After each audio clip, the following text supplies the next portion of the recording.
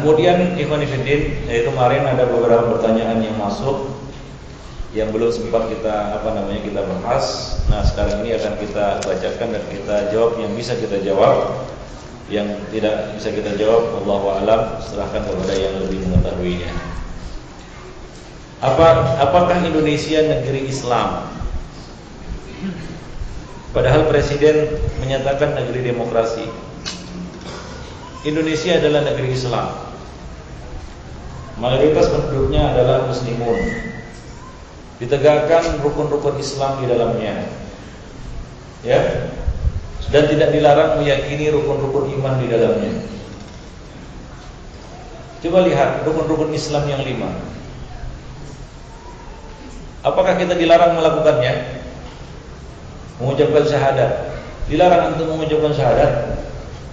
Keras-keras, ada orang yang masuk Islam keras-keras dengan speaker sekeras mana apapun dibolehkan, silakan. Adzan, pertanda waktu sholat 5 waktu di masjid-masjid.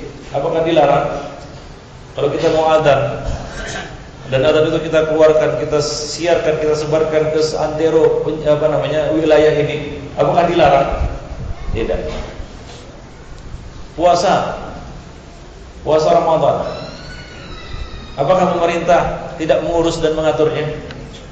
Mengurus dan mengaturnya. Demikian juga zakat, demikian juga haji. Antum mau haji diurus sama pemerintah. Jadi rukun Islam yang 5 ini diurus oleh mereka. Dan ini adalah negara Islam, negara Muslim. Ya, penduduknya adalah mayoritas kaum muslimin. Para ulama ketika menjelaskan salah satu kriteria negeri-negeri Islam adalah negeri yang bisa ditegakkan di dalamnya syiar-syiar yang zahir dari syiar-syiar kaum muslimin, seperti adzan, salat 5 waktu, ya kemudian puasa, zakat, haji dan sejenis. Jadi tidak syak lagi, tidak diragukan lagi, Indonesia ini adalah negeri muslim. Bagaimanakah dengan orang yang bertobat dari mengambil harta-harta yang haram? Apakah ia akan dikabulkan doanya oleh Allah Subhanahu wa taala? Ikhwan fillah, ia wajib bertaubat ya dari perbuatannya itu, yaitu mengambil harta yang haram. Ya, mengambil harta yang haram. Dia harus bertobat dari dosa ini. Dan hendaklah dia memulangkan harta haram itu kepada si pemiliknya. Kalau itu uang negara, dia kembalikan kepada negara. Kalau itu uang pribadi, maka dia kembalikan kepada yang bersangkutan. Nah, itulah syarat taubat yang berkaitan dengan hak orang lain. Syarat taubat ada 3. 1, menyesal. Kedua, dia berhenti dari perbuatan dosa tersebut. Yang ketiga, dia berazam untuk tidak kembali melakukannya. Nah, syarat bertambah menjadi 4 jika dosa itu berkaitan dengan hak orang lain, harta misalnya, maka dia kembalikan harta itu kepada yang bersangkutan. Barulah terpenuhi syarat taubatnya.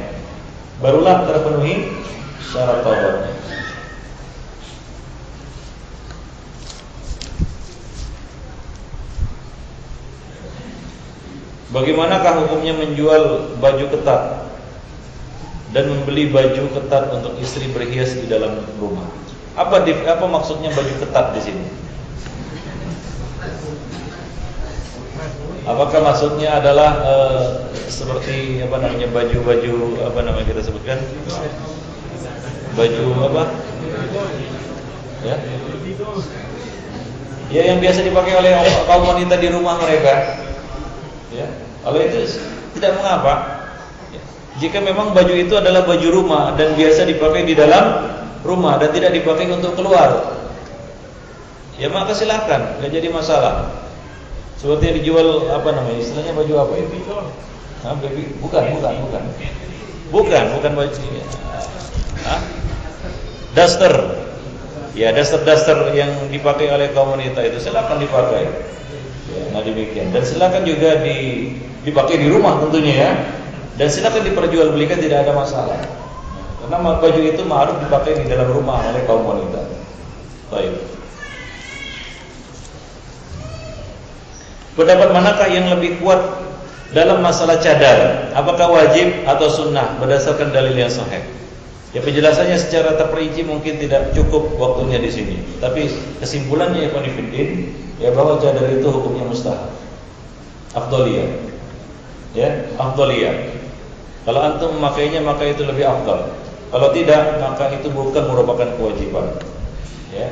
Nah, silakan baca buku Jilbab Mar'ah Muslimah tulisan Syekh Muhammad Nasruddin Al-Albani. Nah, itu belum menjelaskan dalil-dalilnya secara terperinci. Dan kita lebih condong kepada apa yang telah beliau tuturkan dan beliau jelaskan di dalam buku beliau tersebut.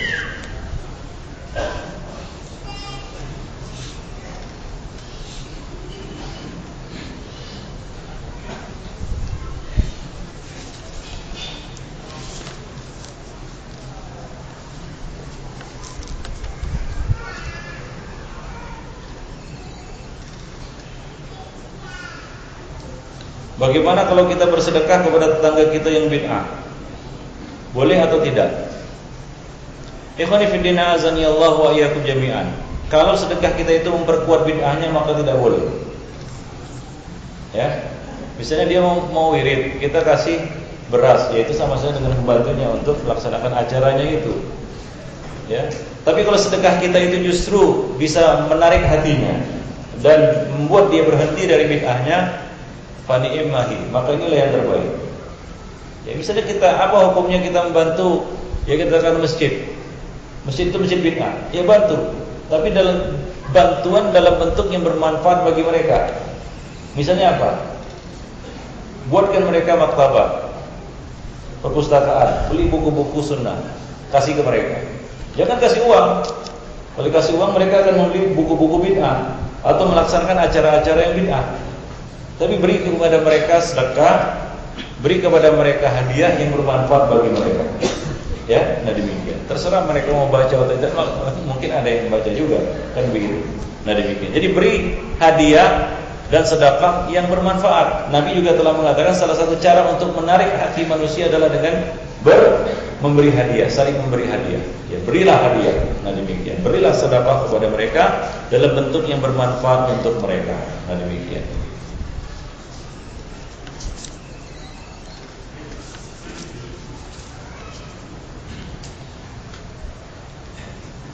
Ya, kecuali ahli bid'ah di sini adalah dia adalah seorang penyeru kepada bid'ah, da'in ila bid'atihi, mengajak kepada bid'ahnya, yaitu tokoh ahli bid'ah. Nah, di dalam hal ini babnya tentu lain. Ya, jangan memberikan apapun kepadanya dan jangan berikan bentuk penghormatan apapun kepadanya. Nah, demikian.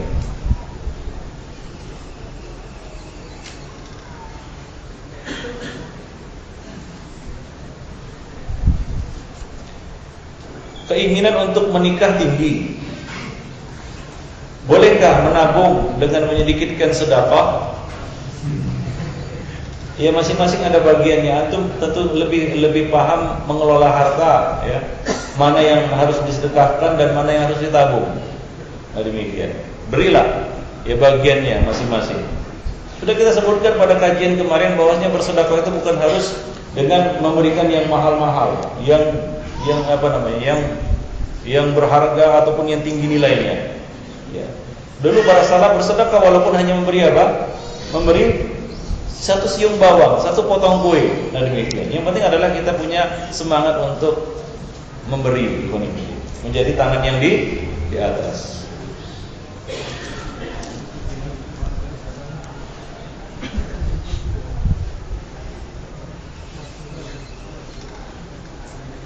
Ana mau nanya, bagaimana pandangan antum terhadap harta yang diperoleh dari hasil gaji bekerja di bank umum konvensional dengan sistem bunga? Ya tentunya ini tidak halal ya ikhwan fillah azza. Bagi yang masih bekerja di sini hendaklah berhenti. Ya, wa may yattaqillah yaj'al lahu makhraja. Man taraka syai'an lillah awadahu Allah bima huwa khairun minhu. Karena saya meninggalkan sesuatu karena Allah, maka Allah akan ganti dengan sesuatu yang lebih baik darinya. Dan hendaklah dia membersihkan hartanya.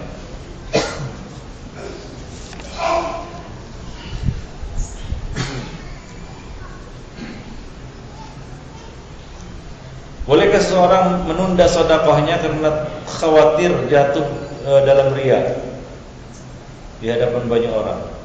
Ikhwan fillah, menunda amal karena takut riya adalah riya. Jangan menunda amal karena takut riya.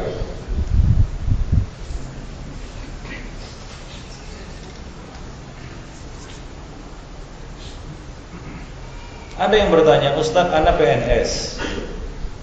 Bagaimana hukumnya jika kita diberikan surat perintah tugas selama 2 hari dan diberi uang untuk 2 hari bagi pekerjaan tersebut?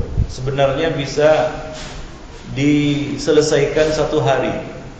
Bagaimana dengan uang yang satu harinya lagi? Halalkah uang itu?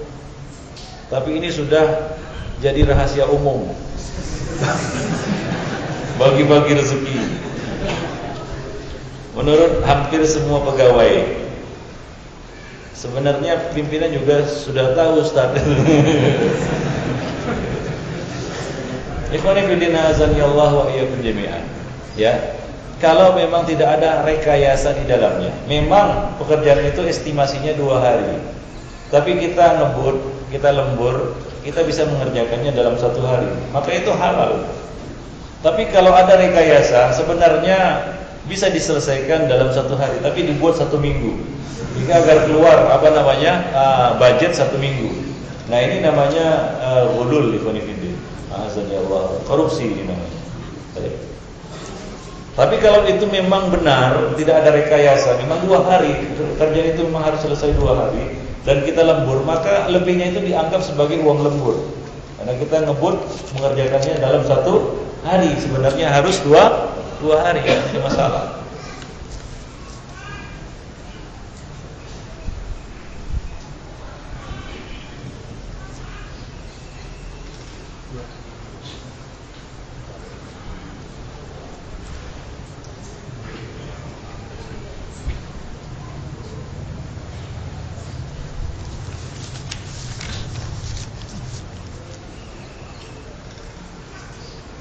Tanah yang kita jadikan jalan atau gang, apakah termasuk sedekah jariyah atau amal jariyah? Iya. Ya, apalagi kita gunakan itu untuk kepentingan umum. Banyak manusia merasakan manfaatnya. Semakin luas manfaatnya, maka semakin besar pahala yang akan diperoleh. Ya. Kita sekarang ini sangat prihatin melihat kaum muslimin. Mereka begitu semangat berbuat bid'ah di dalam masalah-masalah agama. Tapi mereka begitu taklid di dalam masalah bid'ah urusan-urusan dunia. Seharusnya kaum muslimin banyak berbuat bid'ah di dalam urusan-urusan dunia, dan tetap ittiba dan hanya ittiba di dalam urusan-urusan agama. Tidak sebaliknya. Kaum muslimin sebaliknya dalam urusan-urusan dunia agama, masya Allah, ya, setiap hari muncul kreasi baru alias bid'ah. Tapi dalam urusan dunia mereka begitu taklidnya kepada orang-orang kafir, ittibanya dengan orang-orang kafir dalam urusan dunia. Padahal justru sebaliknya, dalam urusan agama kita harus ittiba kepada Nabi, dan di dalam urusan dunia silakan antum berbuat bid'ah sebanyak-banyaknya. Ya, antum bisa bayangkan, ini listrik. Ya, kalau yang menemukannya adalah seorang muslim, berapa coba pahala yang diperoleh? Ya, manfaat yang telah diberikannya kepada umat manusia, bukan hanya kepada kaum muslimin, kepada umat manusia. Coba lihat sekarang kita bisa ngaji malam-malam seperti ini, ada cahaya lampu, ada listrik. Ya, di sini kalau mati listrik bingung, teriak semua orang, kan begitu ya. Coba lihat ini, azanillahu wa iyyakum. Nah, hendaklah kita ya menjadi orang yang bisa bermanfaat bagi orang lain. Bolehkah kita menahan kentut pada waktu sholat? Karena terlalu sering mau kentut. Nah, kalau ini mengganggu konsentrasinya, mengganggu kekhusyukannya, maka dia tidak boleh menahannya. Dan ini termasuk ya sejenis dengan menahan akhbasain, yaitu menahan buang air besar dan buang air kecil. Nah, demikian.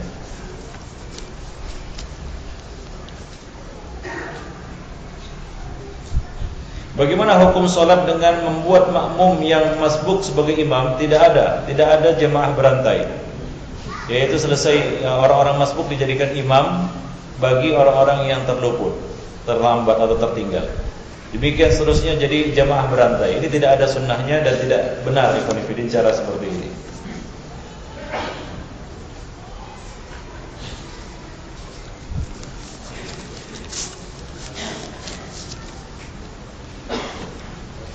Apakah halal rezeki dari menjual barang milik orang lain atas persetujuan pemiliknya?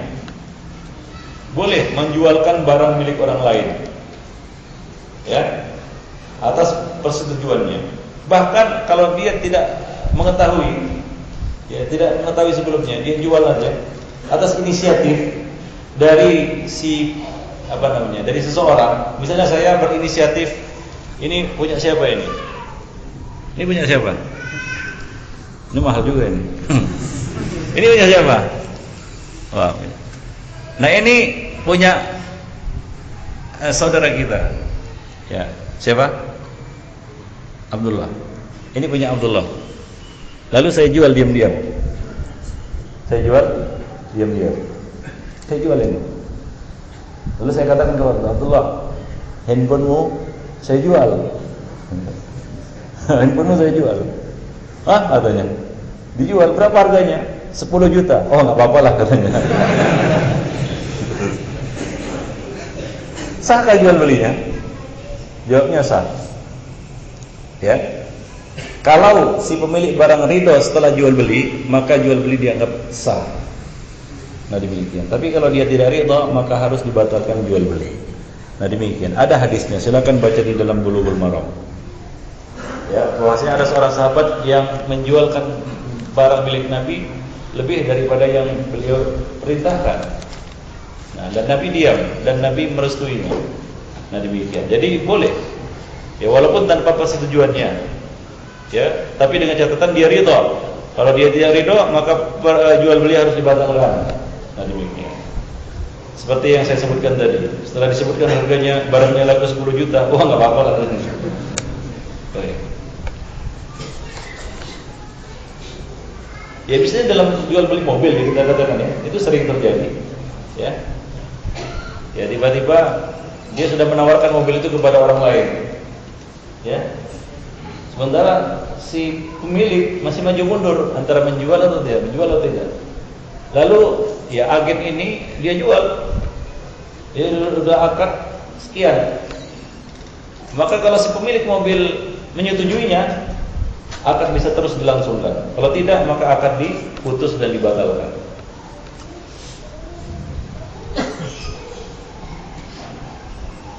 Ana mau tanya tentang masalah bunga bank. Manakah yang lebih baik? Saya ambil untuk disedekahkan atau saya biarkan diambil oleh pegawai bank tersebut? Ambil dan gunakan untuk kepentingan kaum muslimin. Boleh. Ini tabri'atan lidhimmah, untuk melepaskan dia dari apa? Dari dari suatu kita katakan tuntutan, atau dari suatu perkara yang haram. Ya, maka dia lepaskan itu dengan menyerahkannya, bukan bentuk sedekah. Ya, kalaupun dia berniat sedekah, maka itu tidak terhitung sedekah. Boleh dia berikan kepada kaum muslimin untuk digunakan untuk kepentingan kaum muslimin. Bangun sekolah, bangun madrasah, bangun rumah sakit. Ya, nah demikian. Nah, ini adalah fatwa yang dikeluarkan oleh Syekh Ibnu Utsaimin. Belum membolehkan. Ya, karena ini adalah untuk membebaskan harta itu. Nah, demikian. Daripada juga diambil oleh pegawai bank itu dipakai untuk sesuatu yang mudarat. Wallahu a'lam. Silakan tanya kepada para ustaz yang lainnya. Mungkin ada jawaban yang lain tentang masalah itu.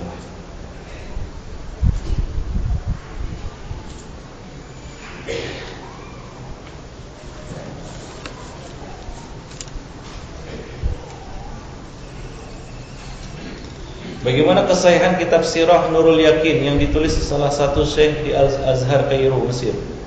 Wallahu alam, ini apa isinya? Apakah ada tahridnya? Apakah ada tahqiqnya atau tidak?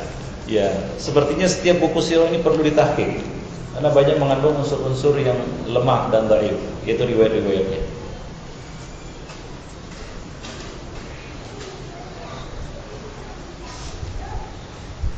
Nasihat salaf untuk salafi, buku nasihat salaf untuk salafi. Bagaimana pendapat Ustaz tentang buku ini? Ini buku orang-orang ahli bid'ah, ya, buku-buku orang-orang ahli bid'ah yang benci kepada salaf dan tidak mengerti apa itu salaf dan berusaha untuk mengotori dakwah salaf dan menjauhkan manusia dari salaf yang sebenarnya. Jadi jangan dibaca.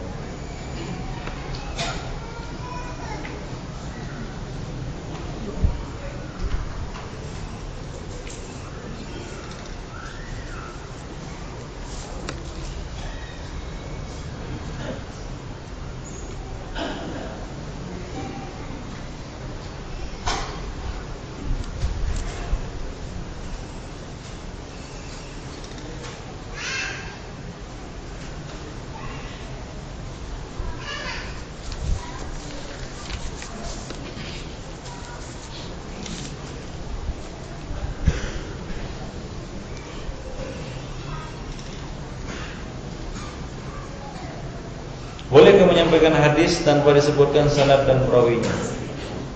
Kalau dikatakan bolehkah, jawabnya boleh. Ya, tapi yang menyampaikan harus memastikan bahwasanya hadis yang disampaikannya adalah hadis yang sahih. Ya, hadis yang sahih, dan lebih bagus kalau dia sebutkan sanad dan perawinya, ya lebih bagus. Tapi boleh dia menyampaikan hadis begitu saja tanpa sanad dan tanpa perawi. Ya, dengan catatan dia harus memastikan bahwa hadis yang disampaikannya itu adalah hadis yang sahih. Ya, demikian.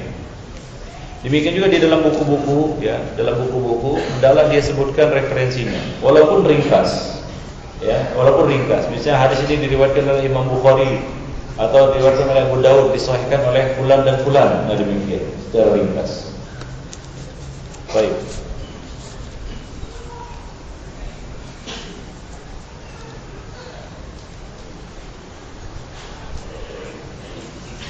Bolehkah kita menjadi seorang pemimpin, misalnya kepala desa? Wallahu a'lam, tahu saya. Tergantung daerahnya juga. Ikhwan fillah, ada satu kisah seorang yang kita katakan sunnah, dan dia maju menjadi kepala desa, ya, dengan keinginan bisa memberikan kebaikan bagi desa tersebut, ya, dengan ilmu agama yang dimilikinya. Baru 3 bulan dia menjabat, dia sudah minta turun. Turunlah dia dari kepala desa karena nggak tahan dengan praktek-praktek haram yang ada di kantor kepala desa atau yang berkaitan dengan pekerjaannya. Dan demikian. Mungkin Ikhwan Fillah, ya, antum kalau masuk WC, maka minimal antum akan mencium bau busuk di dalamnya. Nah, begitulah dia panggung politik sekarang ini. Panggung politik sekarang ini, Ikhwan Fillah, itu identik dengan hadis Nabi, yaitu ayatul munafiqi salam. Tanda orang munafik ada 3. Idza haddatsa kadzab wa idza tumina khan wa idza wa'ada akhlaq. Jika berbicara berdusta, jika diberi amanat khianat, dan apabila berjanji dia ingkar. Itulah dia politik sekarang ini. Identik dengan apa? Dengan hadis Nabi yang kita bacakan tadi, ayatul munafiqi salam. Kalau antum ditanya tentang politik, apa itu politik? Jawablah dengan hadis Nabi tadi, ayatul munafiqi salam. Diam dia. Apa? Diam dia. Gak bisa ngomong. Kenapa? Itulah dia praktek. Dan banyak orang-orang yang sudah berkecimpung di dalamnya mengakui itu. Itulah dia politik sekarang ini.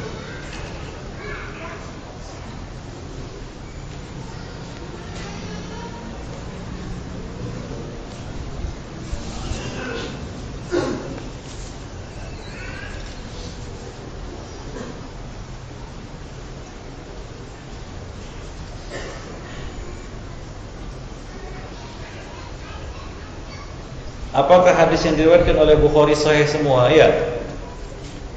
Hadis-hadis yang terdapat di dalam Sahih Bukhari sahih semuanya. As-sahihul kutub ba'da kitabillah, Sahih Bukhari summa Muslim. Ya, secara keseluruhan sahih. Ada beberapa hadis yang dibicarakan, tapi dari sisi matannya saja. Dari sisi sanadnya saja.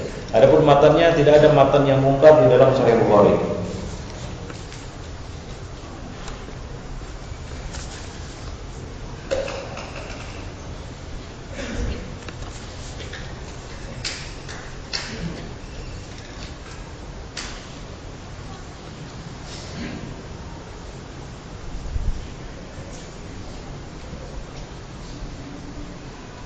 Apakah nabi-nabi sebelum Nabi Muhammad beragama dengan memakai hadis? Apa maksudnya ini? Ya, ada hadis-hadis nabi-nabi sebelumnya, ada hadis Nabi Musa, hadis Nabi Isa, kan begitu kan? Cuma riwayatnya sampai kepada, ya kita katakan kepada pengikutnya tidak sahih, terputus sanadnya, imam mursal atau mu'dhal, terputus sanad mereka. Sanad mereka hanya sampai kepada Paulus atau kepada Simon, kan begitu ya? Tidak sampai kepada Nabi Isa atau Nabi Musa, jadi tidak bisa dipertanggungjawabkan. Ya, tidak bisa dipertanggungjawabkan. Iya, sanad mereka hanya sampai kepada Simon dan Paulus. Sanad agama sanad umat Nasrani dan Yahudi. Ya, tidak sampai kepada nabi-nabi mereka. Para ulama mengatakan sanad mereka itu sanad mursal, kalau tidak mursal maka mu'dhal. Terputus beberapa perawi dari sanadnya. Enggak bisa dipertanggungjawabkan. Maka dari itu agama Nasrani dan Yahudi itu adalah agama bid'ah. Ya, bid'ah, ibadah-ibadah yang mereka lakukan, keyakinan-keyakinan yang mereka yakini semuanya bid'ah. Demikian Ibnu Fiddin. Coba tanya kepada orang-orang Nasrani. Dari mana dalilnya mereka menjadikan salib sebagai lambang ibadah mereka, lalu melakukan yang mereka lakukan itu? Dari mana dalilnya? Dari mana dalilnya Paskah? Mana dalilnya Paskah? Mana dalilnya Natal? Enggak ada. Nah, kalau kaum muslimin sama seperti mereka, ya, beragama tanpa dalil, apa bedanya orang Islam dengan orang Nasrani? Ya, orang Islam dimuliakan Allah Subhanahu wa taala dengan ilmu hadis. Ada nasab mereka, ada sanad mereka sampai kepada nabi mereka. Lalu mengapa kita membelakangi ilmu ini dan membelakangi hadis-hadis Rasulullah sallallahu alaihi wasallam? Bebal otak kita, keras hati kita ketika disampaikan kepada kita sunnah Nabi. Haddasana, ya, Nabi bersabda, ya, Nabi berkata, lalu kita menolaknya. Nah, demikian, ikhwan fillah, rahimani wa rahimakumullah.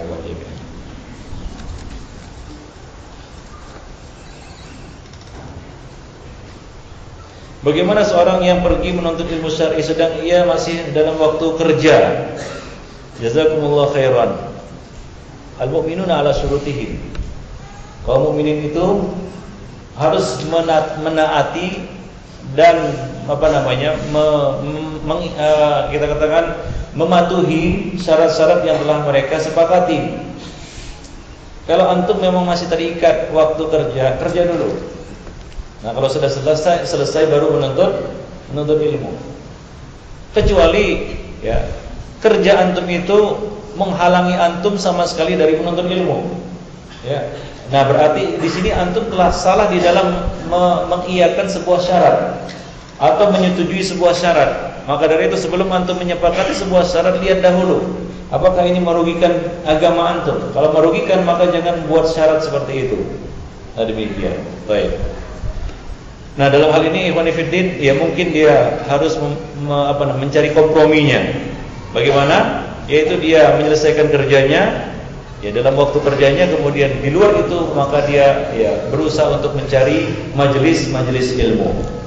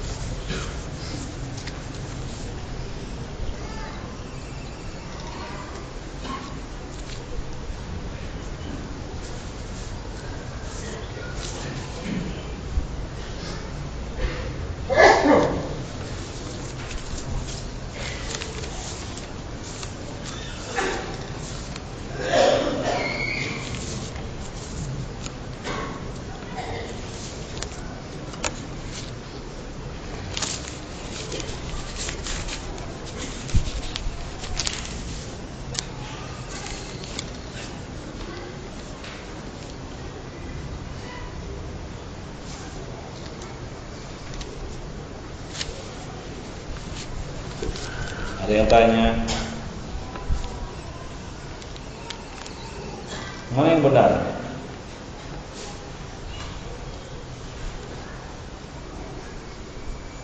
Apakah benar matahari yang mengelilingi bumi? Bumi yang apa maksudnya?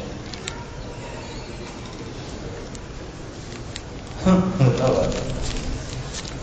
Bumi mengelilingi matahari, matahari mengelilingi bumi. Itu urusan dunia, saya rasa. Apa? Urusan dunia. Antum ma'lamu bihuri duniakum, selesai urusannya, kan begitu. Itu urusan dunia ya, Bang Fikri. Wa antum, kata Nabi, a'lamu bi umuri duniakum. Ya silakan periksa sendiri. Demikian saja Ibnu Fiddin azanillahu jami'an. pertemuan kita pada hari ini, yang mudah-mudahan ada manfaatnya. Subhanallah bihamdik, asyhadu an la ilaha illa anta, astaghfiruka wa atubu ilaik.